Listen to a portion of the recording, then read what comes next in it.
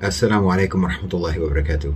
I've had a few people ask in the comment section here and there on videos where I talk about the proxy war against Europe that's mainstream known as the war in Ukraine.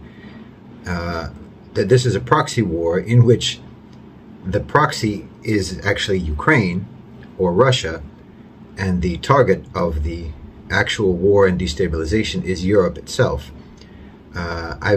I refer to it for brevity's sake by saying this is an American proxy war against Europe. But it's not really American that I'm talking about. It's the owners and controllers of global financialized capital who are utilizing the state power of the United States to enforce or to execute this war against Europe, this destabilization campaign against Europe. So I've had some people asking in the comment section, what's the benefit of destabilizing Europe? Why would they be interested in doing that?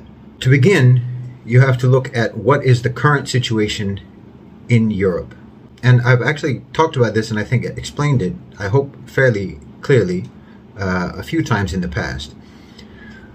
Basically, the post-World War II global order was established by the United States, and part of that system was guaranteeing European security, and specifically the security of European trade internationally, and ensuring that Europe would be prosperous in exchange for Europe being on the front line on the side of the United States against the Soviet Union. So Soviet Union collapsed.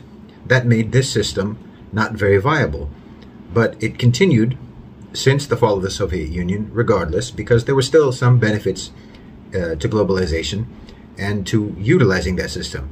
At this point, that system has become redundant. There's no need for it now. Because despite the hype about Russia and the power of Russia, Russia is also a state that is in severe decline. Certainly it's nowhere near what it was at the time of the Soviet Union, but even on its own, its days are numbered, even as a regional power. It doesn't pose a real threat. So if you want to pretend that it's a threat, you have a very limited window of opportunity of pretending that Russia is a threat to Europe or anyone else.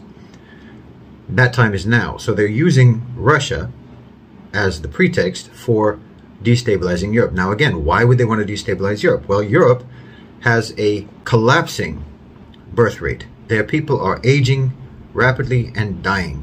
They are not producing a sufficient population to meet the demands of the market, frankly, as consumers or as workers. America and the owners and controllers of global financialized capital no longer have a serious stake in ensuring that Europe remains prosperous. As the owners and controllers of global financialized capital pivot to the global south, and specifically to Asia and Africa, for their economic interests, what are they supposed to do with Europe now? What is Europe's function?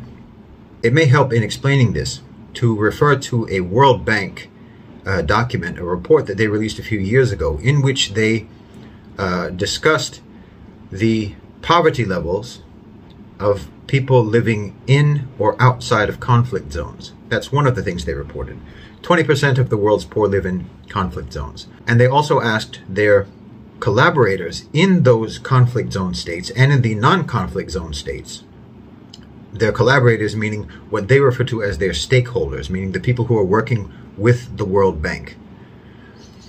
They asked them if they feel that the economic situation in their country is moving in the right direction or not. Over 60% who live in conflict zones reported, yeah, I think things are good now. Things are good economically, things are positive, moving in a positive direction economically. That's in the conflict zones. Because a conflict zone, a state in crisis, a society in crisis, in turmoil, in upheaval, provides the perfect conditions to facilitate the imposition of neoliberal economic exploitation. So from that you already know, conflict zones are moneymakers. Conflict zones are good for business. War profiteering has been a major driver of the American economy my entire lifetime.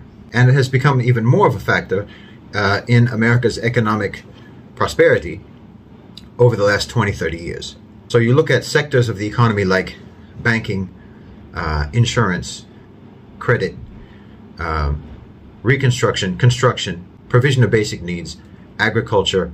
When, for example, when crops are destroyed, people can't farm, and so on. There are so many sectors of the economy that foreign corporations, foreign capitalists can benefit from if your economy is in turmoil, if your economy and your society are in upheaval and are in conflict. So conflict zones are incredibly profitable. And we already know that Europe doesn't have very much to offer economically, actually. That's why there was European imperialism and colonialism, because they had to go elsewhere to find natural resources. So they don't have much to offer in their own territory, in their own land, except what? Human resources. And those human resources are depleting rapidly. So the best thing that they can provide now in service to the owners and controllers of global financialized capital is conflict. They can provide conflict. They can provide instability. They can provide turmoil. They can provide upheaval. They can provide violence and destruction. And this is the model that they have been applying during the post-World War II era. This is what they applied in the global South, in Latin America, in Africa, in Asia. This is what they applied.